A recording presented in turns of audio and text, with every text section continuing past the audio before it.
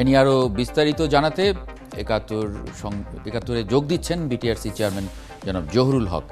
জনাব মোহাম্মদ জহুরুল হক, আপনাকে স্বাগত জানাচ্ছি সংবাদযোগে। আমরা রিপোর্টে দেখছিলাম অনেক গ্রাহক অভিযোগ করছিলেন যে মোবাইল ফোন অপারেটরদের বিরুদ্ধে বাড়তি টাকা নেয়া, এমনকি কল ড্রপ এবং ইন্টারনেটের উচ্চ মূল্য, এগুলো তো অনেক পুরনো। এমনকি একজন গ্রাহককে বলতে শুনলাম যে 3 বছর আগের অভিযোগও এখনও সমাধান হয়নি। তাহলে গ্রাহকদের এই গণশুনানির অর্থই বা কি? 3 বছর আগেরটা যদি সমাধান না হয়, আপনারা আসলে নিয়ন্ত্রণ করতে পারছেন না কেন, বা এটা একটা সীমার মধ্যে বা সহনীয় মাত্রার মধ্যে আনতে পারছেন না কেন? অনেক ধন্যবাদ আপনার এই প্রশ্ন করার জন্য। তবে বিটিআরসি সীমার মধ্যে আনতে পারছে না, এই কথা ঠিক না, তা আনতে পারছে। যে গ্রাহকটি বলছে 3 বছরের মধ্যে তার সমস্যা কি হলো, তা কোনো কমপ্লেন বিটিআরসিতে দেয়নি। বিটিআরসিতে কমপ্লেন দিলে আমরা অপারেটরের সঙ্গে যোগাযোগ করে বলতাম তা কি সমস্যাগুলো আমরা দেখতে পারতাম, তদন্ত করতে পারতাম, আসতে পারতাম।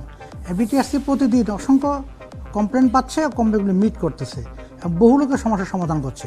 তবে সমস্যা খুব প্রকট, জটিল, কারণ অপারেটররাও তার নিজস্ব ব্যবসার কারণে সবসময় কাস্টমারদের স্বার্থ সংরক্ষণ করে না।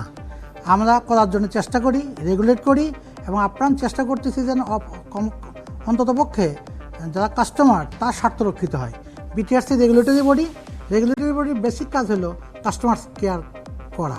আমরা কেয়ার করছি, যখন কোনো কমপ্লেন পাই সঙ্গে সঙ্গে তার ব্যবস্থা করি। আগে কমপ্লেনটি করা হতো সপ্তাহে 5 দিন এবং 8 ঘন্টা করে ওয়ার্কিং আওয়ারে। এখন আমরা গত পরশুদিন থেকে সিদ্ধান্ত নিয়েছি 7 দিন চলবে, 24 ঘন্টা চলবে। এখন 24 ঘন্টায় কমপ্লেন করতে পারবে 100-তে, এবং এটা বিভিন্ন ওয়েবসাইটেও এগুলো ব্যবস্থা করতে পারবে। সমস্ত কিছু অনেকখানি ডেভেলপ করেছে। আসলে বাংলাদেশ এই প্রযুক্তি যতটুকু আগাইছে, আমাদের মানসিকতার ব্যবস্থা অত আগায় নেই, যার ফলে সমস্ত কমপ্লেনকে আমরা মিট করতে পারি না। তবে ম্যাক্সিমাম কমপ্লেন আমরা মিট করতেছি। গ্রাহকদের স্বার্থে যথেষ্ট পরিমাণে কাজ বিটিআরসি করতেছে। বিটিআরসি স্পেশাল টিমের জন্য আছে, কিন্তু সার্বজনীন যে কমপ্লেনগুলো, সেগুলোর জন্য তো আসলে কোনো গ্রাহককে নির্দিষ্টভাবে কমপ্লেন করার প্রয়োজন নেই। যেমন বাড়তি টাকা কেটে রাখা, বা কল ড্রপ, বা ইন্টারনেটের উচ্চ মূল্য। হ্যাঁ, থ্যাংক ইউ আপনাকে। যদি কেউ বাড়তি টাকা কেটে রাখে, তাদের যদি আমাদেরকে বলা হয়, সঙ্গে সঙ্গে আমরা অপারেটরকে ফাইন করি, এবং এই ফাইন পরিমাণ অনেক, এবং ফাইন আদায়ও হচ্ছে। এগুলো প্রচার হয় কম, কিন্তু ফাইন আদায় হচ্ছে প্রচুর পরিমাণে। অপারেটররা সাহায্য করছে না তাও না, তারাও করছে। কিন্তু বিভিন্ন কাস্টমাররা বিভিন্ন রাস্তাঘাটে বিভিন্ন জায়গায় কমপ্লেন দেয়, আমরাও সেই কমপ্লেনটা শুনি, কিন্তু সুনির্দিষ্ট কমপ্লেন বিটিআরসির কাছে এসে দিতে হবে। বিটিআরসির কাছে কমপ্লেন না দিলে সেই কমপ্লেনের বিচার বিটিআরসি করতে পারছে না। তো আমরা যতটুকু কমপ্লেন পাচ্ছি অতটুকুর ব্যবস্থা করছি। আজকে যে কমপ্লেনগুলো পেলেন, ইউনিভার্সাল কমপ্লেনগুলো, সেগুলো আসলে আপনারা কি কোনো তদন্ত বা কোনো মানে সেগুলো আসলে কিভাবে আপনারা রেগুলেট করবেন? হ্যাঁ, অবশ্যই। আমরা যে কমপ্লেনগুলো আজ পেলাম, এই কমপ্লেনগুলোর ব্যাপারে আগামী মাসে আমরা সমস্ত অপারেটরকে ডাকবো, তাদের কাছে বসবো। এই 1 মাসের মধ্যে যে কমপ্লেনগুলো মিট করলো তারা করে ফেলবে, না করলে কীভাবে করা যায় তার অ্যাকশন আমরা তারপর থেকে নেব। আজ আমি আমার সমাপনী বক্তৃতায় ওখানে বলেছিলাম যে সমস্ত অপারেটর আপনারা আসেন, আপনারা শুনলেন, দেখলেন এবং বুঝলেন কি কমপ্লেন। সেই কমপ্লেনগুলো আপনারা in the mean time meet করার চেষ্টা করেছেন, এখনও বাকিগুলো আগামী মাসের মধ্যে করেন। তারপরে আমরা আপনাদের সঙ্গে বসে এর সিদ্ধান্ত গ্রহণ করব। জনাব মোহাম্মদ জহুরুল হক, সম্প্রতি আমরা দেখছি যে মোবাইল ফোনে ইন্টারনেট ব্যবহারের কারণে আসলে অপারেটরগুলো মোবাইল টিভির মতো এক ধরনের সেবা তারা চালু করেছে, কন্টেন্ট ব্যবসা যেটা। তাদের তো আসলে লাইসেন্স পাওয়ার কথা না এই কন্টেন্ট ব্যবসায়। বিশেষ করে এই ধরনের ব্যবসার লাইসেন্স দিয়ে থাকে তথ্য মন্ত্রণালয়, কিন্তু টেলিকমিউনিকেশন লাইসেন্স নিয়ে মোবাইল ফোন অপারেটরগুলোর যে এই যে ডিজিটাল কন্টেন্টের ব্যবসা, সেটা আসলে তারা কোন আইনে করছে? না, এই তথ্য মন্ত্রণালয় তাদের সনদ দেয়, আমরা শুধু বিভিন্ন ক্ষেত্রে ফ্রিকোয়েন্সি দিই। সেক্ষেত্রে যে কোনো তথ্য মন্ত্রণালয় যেসব কাজ করে, আমরা সেই লাইসেন্সকে কোনো ইন্টারফেয়ার করি না, ওই লাইসেন্স আমরা দেই না। আমরা শুধু যার যত ফ্রিকোয়েন্সি লাগে সেটা আমরা দিই, অন্য কিছু আমরা করি না। ওটা আমাদের নিয়ন্ত্রণে নাই। আমাদের নিয়ন্ত্রণ হলে বিভিন্ন অপারেটর, যেমন গ্রামীণ, রবি, এগুলো আমাদের সরাসরি নিয়ন্ত্রণ। আমরা যাকে লাইসেন্স দেই, যাকে লাইসেন্স বিটিআরসি দেয় না, তার নিয়ন্ত্রণ বিটিআরসি করে না।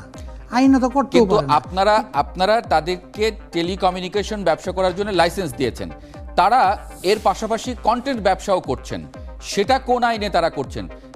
দেশে যেহেতু বৈধ কন্টেন্ট প্রোভাইডার রয়েছেন, টেলিভিশনগুলো রয়েছে বা রেডিওগুলো রয়েছে, তারপরেও তারা সেই ধরনের ব্যবসা করতে পারেন কিনা, কোন আইনে করছেন তারা? না শোনেন, বিটিআরসি লাইসেন্স দেওয়ার সময় শর্ত দেয়, ওই শর্তের বাইরে অন্য কোনো কাজ করলে সেটা বিটিআরসি দেখে, কিন্তু বিটিআরসি লাইসেন্স বহির্ভূত কাজ করলে সেই কাজের জন্য তো বিটিআরসি দায়ী না। বিটিআরসি লাইসেন্সের সার্টেন কন্ডিশন আছে, সেই কন্ডিশন ভায়োলেট করলে বিটিআরসি তার অ্যাকশন নেয়। সেই বিটিআরসি যে লাইসেন্স দিয়েছে সেই লাইসেন্সকে তারা যদি ব্যবহার করে সেটার সুবিধা নিয়ে তারা যদি অন্য ব্যবসা করেন একই সঙ্গে, সেটা বিটিআরসি দেখবে কিনা? ওই অন্য ব্যবসা যারা যে কর্তৃপক্ষ নিয়ন্ত্রণ করার কথা তারা সেটা দেখবে। বিটিআরসি লাইসেন্স বহির্ভূত কর্ম করলে বিটিআরসি অ্যাকশন নেবে, অন্য ব্যবসা তো বিটিআরসি না। কিন্তু বিটিআরসি যার নিজস্ব এই লাইসেন্স দেশে ব্যবসা করার জন্য লাইসেন্স তো আপনারা দিয়েছেন তাকে। যেমন একটু সহজ করে যদি বলি, একটি মোবাইল ফোন অপারেটরকে আমরা দেখেছি জিপের মতো মোবাইলে অর্থ লেনদেনের এক ধরনের ব্যবসা শুরু করতে, এবং বাংলাদেশ ব্যাংক যেটাকে অবৈধ বলেছে এবং সতর্কও করেছে। তারা কোন ধরনের আইনে আসলে এটি করছে? আপনারা কি নগদের কথা বলছেন? নগদ জিপে নগদ সেবা। জিপে সুবিধা, ডাক বিভাগ করছে, জিপে সুবিধা, ডাক বিভাগ বায়োস্কোপের মতো নগদের ব্যবসা করছে, কন্টেন্ট ব্যবসা। ডাক বিভাগের টাকা লেনদেনের ক্ষমতা আছে। হ্যাঁ, আমি জিপের কথা বলছি, গ্রামীণ ফোনের একটা মোবাইলে টাকা লেনদেনের অর্থ লেনদেনের ব্যবসা। না সেটা সুনির্দিষ্ট অভিযোগ পাওয়া গেলে বিটিআরসি অ্যাকশন নেবে। এটা নিয়ে কেউ সুনির্দিষ্ট complain করুক, অভিযোগ action বাংলাদেশ নেবে। ব্যাংকের থেকে আমরা license দিয়ে গ্রামীণ দেবো, ফোনকে সতর্কও করা হয়েছে। না আমাদেরকে কাছে কমপ্লেন দিতে হবে বিটিআরসির কাছে। বিটিআরসির কাছে কমপ্লেন দিলে লাইসেন্স বহির্ভূত কোনো কাজ কেউ করলে বিটিআরসি তার অ্যাকশন নেবে, এবং বিটিআরসি সেই অ্যাকশন নিতে সক্ষম। কিন্তু বিটিআরসি যখন এটি জানে, তখন কি আর কমপ্লেনের প্রয়োজন আছে? স্বপ্রণোদিত হয়ে বিটিআরসি ব্যবস্থা নিতে পারে কিনা? জানবে কিভাবে বিটিআরসি? অফিসিয়াল না না না না, আপনি অফিসিয়ালি জানতে হবে, বিটিআরসিকে কমপ্লেন দিতে হবে। বিটিআরসি কিভাবে জানবে? মৌখিক কথার উপর অ্যাকশন নেওয়া যায় না, এটা কে জানাবে? কারণ বিটিআরসি আইন কর্তৃক নিয়ন্ত্রিত প্রতিষ্ঠান। এটা কে জানাবে? যার ক্ষতি হবে সেই জানাবে। ক্ষতি ছাড়া? যার ক্ষতি হবে সেই জানাবে। শুধুমাত্র কি ক্ষতি হলেই জানাতে পারবো, অথবা কেউ যদি অবৈধভাবে একটা ব্যবসা করে, যেখানে বাংলাদেশ ব্যাংকের মতো প্রতিষ্ঠান গণমাধ্যমে এসেছে, বাংলাদেশ ব্যাংকের মতো প্রতিষ্ঠান তাদেরকে তাহলে সতর্ক কোনো করেছে। প্রতিষ্ঠানকে বলতে হবে, যে কোনো প্রতিষ্ঠানকে বলতে হবে বিটিআরসিকে যে আমার এই ক্ষতিটা করতেছে ওই প্রতিষ্ঠান আপনাদের লাইসেন্স নিয়ে, তাহলে আমরা অ্যাকশন নেব। আচ্ছা, বিদেশি অ্যাকশন নেওয়া যায় কিনা, আইনগত অবস্থা কি, তা পর্যালোচনা করে অ্যাকশন নেব। বিদেশি কোম্পানিগুলোর বিরুদ্ধে তো কর ফাঁকি সহ সরকারের পাওনা পরিশোধে গড়িমসি, অনিয়ম ইত্যাদি নানান অভিযোগ আছে। সম্প্রতি আমরা টেলিকমিউনিকেশন মন্ত্রীকে বলতে শুনেছি প্রায় 15,000 কোটি টাকারও উপরে তাদের কাছে পাওনা আছে। এই পাওনা আদায়ে বিটিআরসির ব্যর্থতা নিয়ে কি বলবেন? পাওনা আদায়ে বিটিআরসি ব্যর্থতা না, বিটিআরসি চেষ্টা করছে, কারণ পাওনাটা নির্ধারিত হয়েছে গত কয়েক মাস আগে। সরকারের ওই আইনে কিছু ব্যবস্থা আছে, ওই যার কাছে পাওনা তাকে কৈফিয়ত তলব করতে হয়, তাকে 30 দিন সময় দিতে হয়, শোকজ করতে হয়, নচেত আদালতে গেলে সুযোগ পাবে। আমরা শোকজের সমস্ত প্রক্রিয়া শেষ করেছি, তাকে দাবি করেছি, আমরা দাবি যদি আদায় না হয় তার বিরুদ্ধে আমরা আইনানুগ অ্যাকশন নিব, এবং তার আমরা বিভিন্ন সুযোগ সুবিধা বন্ধ করে দেই, এবং সম্ভব হলে যদি প্রয়োজন হয় আমরা তার লাইসেন্সও বাতিল করতে পারি। সেই ক্ষমতা বিটিআরসি আছে। তো জি, সম্প্রতি আপনি গণমাধ্যমে বলেছেন যে গ্রামীণ ফোন, তার জন্য আমরা যে প্রক্রিয়া, জি আপনি বলেছেন যে গ্রামীণ ফোনকে যা যা সুবিধা দেওয়া দরকার তা আমরা দেব, তারপরেও যদি তারা টাকা না দেয় বা টাকা না পায়, তখন বিটিআরসি আইনে যে ক্ষমতা দেয়া আছে সেই ক্ষমতা অনুযায়ী পদক্ষেপ নেবেন। আপনি সুবিধা দিয়ে পাওনা আদায় করতে হবে কেন? আইনে যা আছে সেটি তো আসলে দিতে বাধ্য হবে সে। দিতে তো বাধ্য, না দিলে কি করবেন? প্রয়োগ করতে হবে না। এই দেশে সবকিছু কি সব বাধ্য মতো করে? তাহলে তো আইন লাগতোই না, মানে না তো সবাই। যে পাওনা টাকা না দেয় তখন তার আইন প্রয়োগ করতে, আইনে তা লেখাই আছে। আপনি একটা রেগুলেটরি বডি, আপনি যদি বলেন আইন মানে না, সেখানে আসলে আইন মানানো তো খুব কঠিন হয়। হ্যাঁ, তো হয়ই। আমাদের আইন না মানলে কি করতে হবে সেটাও আইনেই বলা আছে। আমরা তাকে শোকজ করেছি, টাকা দেও না কেন, তারপরে তাকে সময় দিয়েছি, এখন সেই টাকার জন্য আমরা প্রয়োজন হলে তার এনওসি বন্ধ করে দেব। না, আমার প্রশ্ন হচ্ছে, আপনি বলছিলেন এগুলি আমাদের প্রক্রিয়া, এগুলি আমাদের ব্যবস্থা। আপনি বলছিলেন যে আইন মানে না, না মানলে কি করব, না মানলে কি করবেন সেটা তো আইনেই বলা আছে, সেই ব্যবস্থায় আপনারা যাচ্ছেন না কেন? সুবিধা দিতে হবে কি কেন? করব সেটা আইনে বলা আছে। না না না, আইনেই বলা আছে একটা লোকের শোকজ করতে হবে, নচেত টাকা আদায় করা যায় না। তাকে 30 ডেজ শোকজ করতে হয়। তুমি টাকা দিচ্ছ না কেন? সেই শোকজের টাইম সব পার হয়ে গেছে, এখন আমরা আদায় করব, তার এনওসি বন্ধ করে দিব, একসময় তাকে লাইসেন্স বাতিল করার জন্য পরে শোকজ করব, তখন না হলে প্রয়োজন ব্যবস্থা গ্রহণ করবো। যারা যে সবকিছু হঠাৎ করে দেওয়া যায় না, হ্যাঁ, কারণ গ্রামীণ একটা বড় প্রতিষ্ঠান, তার কাস্টমার হলো 6.5 কোটি।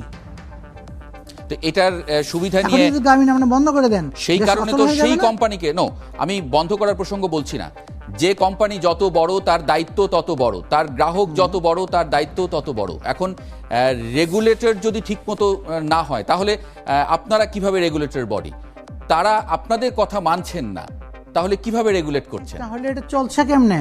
আপনি দেখেন তো, রেগুলেটর ঠিক না হলে আজ 16 কোটি মানুষের হাতে মোবাইল গেল কিভাবে? এই মোবাইল তো 10 কোটি 10 লাখ ছিল না আগে, 16 কোটি। যখন ইনকাম ছিল 2-4 কোটি টাকা, এখন হয় 10,000 কোটি। রেগুলেটর প্রপার না হলে হচ্ছে কেমনে? রেগুলেটর প্রপার, তারপরেও যে কোনো কাজের কিছুটা সমস্যা থাকে, সেই সমস্যার জন্য আমরা ব্যবস্থা করছি এবং ব্যবস্থা অনুযায়ী আমরা পরবর্তী কার্যক্রম গ্রহণ করছি। বিটিআরসি রেগুলেটর বডি, আইনের বাইরে তারা কিছু করছে না। আইনের ভিতরে থেকেও তো সে তাদের বিরুদ্ধে ব্যবস্থা নিচ্ছে না বা নিতে পারছে না। আপনিই তো কিছুটা শিথিলতা বা শৈথিল্যের কথা বলছেন। তারা এটার সুবিধা নিচ্ছে কিনা? আমার প্রশ্ন হচ্ছে যে আপনি যে 7 কোটি গ্রাহকের কথা বললেন, 7 কোটি গ্রাহক, এত বড় কোম্পানি, সেটি বন্ধ করা যাবে না, সেটার সুবিধা তারা নিচ্ছে কিনা? সেটা সুবিধা নিচ্ছে কি না তা একবারে বলা যাবে না, তবে তারা অনেক বড় অপারেটর নিঃসন্দেহে, এবং তাদের বিরুদ্ধে যেসব ব্যবস্থা আইনে বলা আছে সেগুলি আমরা প্রয়োগ করছি। কিন্তু হঠাৎ তো প্রয়োগ করে কিছু করা যায় না, প্রয়োগ করতে সময় লাগে। সময়টা আইনেই বলে দেওয়া আছে যে হঠাৎ কিছু করবে না, তুমি তাদেরকে ওটা সুযোগ দিবে। কোনো ব্যক্তিকেই কোনো ব্যবস্থা নেওয়া যায় না তাকে না শুনে, তাকে শুনতে হয়তো। নিশ্চয়ই আইন হলো none can condemn unheard, unheard তাকে কিছু করা যায় না, তাকে শুনতে হয়। এবং যদি তাকে না শুনি তাহলে সে হাইকোর্টে যাবে, হাইকোর্ট বলবে যে না, তুমি তো তাকে শোকজ করো নাই।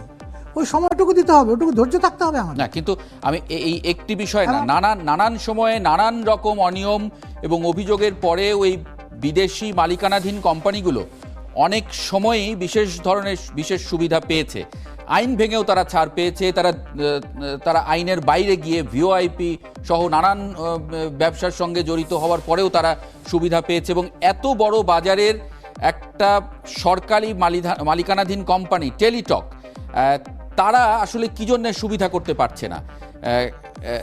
অভিযোগ আছে যে টেলিটককে মানে অসফল করে রাখা হয়েছে, কি বলবেন আপনি? টেলিটককে আসলে অচল করে রাখা হয় নাই। আপনি যদি একটা তথ্য দিয়ে বুঝবেন, টেলিটকের ব্যর্থতা আছে, টেলিটকের অনিয়ম আছে, কিন্তু গ্রামীণের ইনভেস্টমেন্ট 40,000 কোটি টাকা, রিমেম্বার ইট। আর টেলিটককে সরকার দিয়েছে 3600 কোটি। এই 3600 কোটি টাকা দিয়ে 40,000 কোটি টাকার সঙ্গে কম্পিট করে পারে উঠতেছে না। টেলিটকে আগাইতে হলে টেলিটকে ফান্ড রাইজ করতে হবে, টেলিটকের অ্যাডমিনিস্ট্রেশনকে ঠিক করতে হবে, টেলিটকের অ্যাডমিনিস্ট্রেশন এমন করতে হবে যাতে কম্পিটিশনে পারে। এটা সরকার চেষ্টা করছে। গ্রামীণ ফোনের অনেক বড় বিনিয়োগ, যেমন গ্রামীণ ফোনের কাছে পাওনা আদায় করতে পারছেন না, সেই সংখ্যাটিও কিন্তু প্রায় 12,000 কোটি টাকার উপরে, সেটাও তো আমলে নিতে হবে। 12,000 কোটি টাকা যেটা, সেটা হলো 3,000 কোটি টাকা মোট পাওনা, আর ফাইন হলো বাকি টাকা। আর 3,000 কোটি টাকা পাবে এনবিআর, সেইটা সব মিলিয়ে হলো 12,000 কোটি, 12,900 কোটি টাকার মতো এরকম হবে আর কি, 12-13,000 কোটি টাকা। কিন্তু সেই টাকা পাওয়ার, সে গ্রামীণ কখনো মাপ পাবে না, সেই টাকা প্রক্রিয়া আছে, হঠাৎ তো টাকা তোলা যায় না, সেটা আপনি আগে বললাম। আর টেলিটককে ডেভেলপ করতে হলে সরকারকে চেষ্টা করতে হবে, এবং সরকার চেষ্টা করছে। মাননীয় মন্ত্রী মহোদয় ইতিমধ্যে সৌদি আরবের সঙ্গে কথা বলেছেন, এবং সৌদির সঙ্গে একটা কন্ট্রাক্ট হয়ে যাচ্ছে প্রায় টাকা পয়সা পাওয়ার ব্যাপারে, তখন টেলিটক ডেভেলপ করবে আশা করছি আমরা। জনাব মোহাম্মদ টেলিটক জহিরুল হক, রাষ্ট্রীয় প্রতিষ্ঠান, ওকে ডেভেলপ করা উচিত বলে আমরা মনে করি। জনাব মোহাম্মদ জহিরুল হক, আপনাকে অনেক ধন্যবাদ আমাদের সঙ্গে যোগ দেওয়ার জন্য।